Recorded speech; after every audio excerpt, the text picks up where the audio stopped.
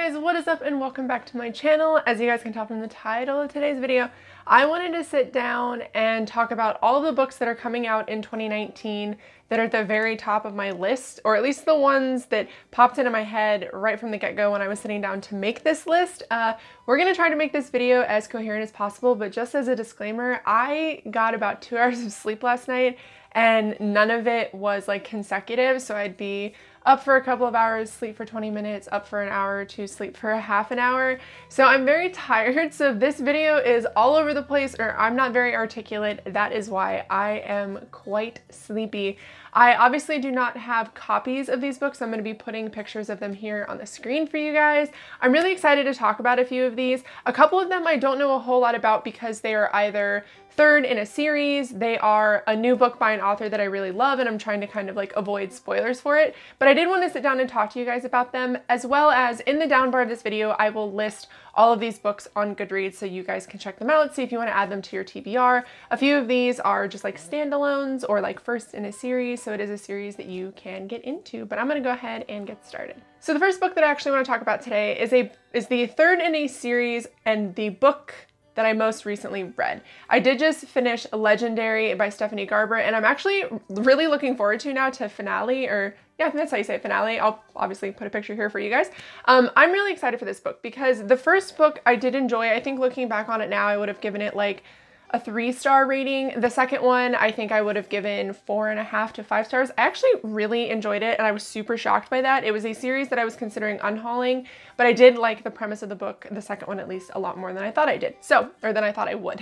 But finale is coming out and I am so excited for this book, you guys, because I loved the ending of the second book, and I feel like the author, Stephanie, you can really see how she's growing and changing in her writing style as well, and just like her characters and the story development, and I really enjoy that. So I'm really excited to see how she wraps everything up in the third book.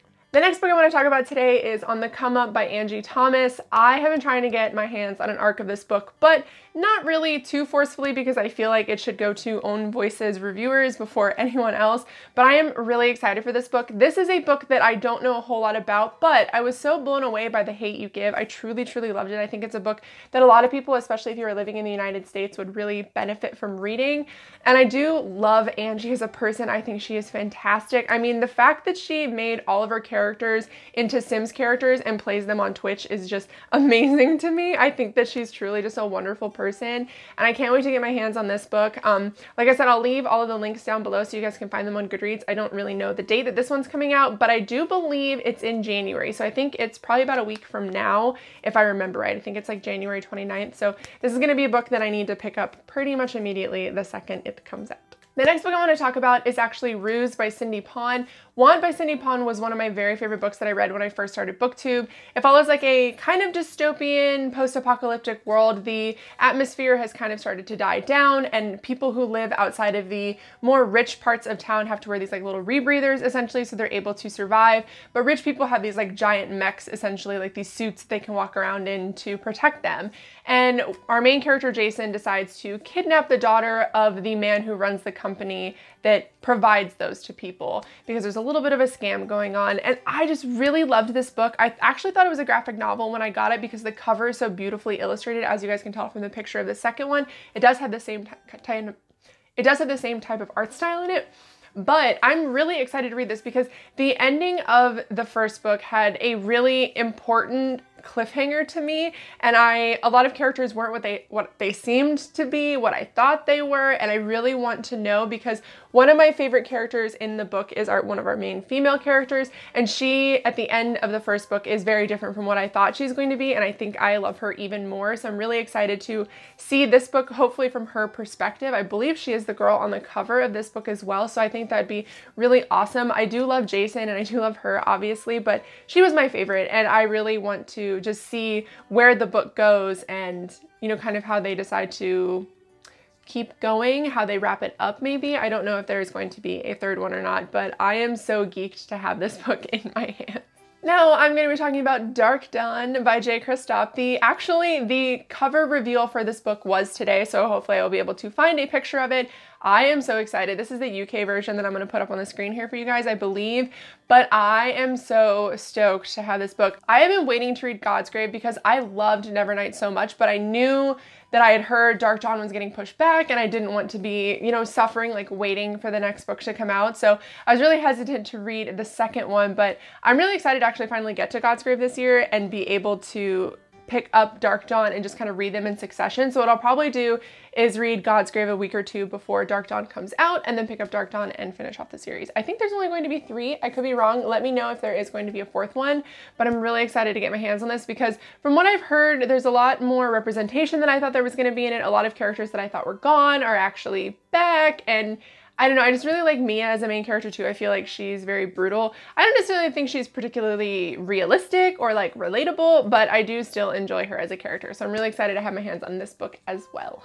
Now the next book I have on here is Not Your Backup by C.B. Lee. This is a middle grade series that I really loved. There is Not Your Sidekick, Not Your Villain, and now Not Your Backup. This story is told, the first one is from one character, second one is from another character, and the third one is obviously going to be a character that I don't really want to reveal because I don't want you guys to ruin the series, but essentially the first book follows our main character and she does not have superpowers and she is living in this world where most people are superheroes.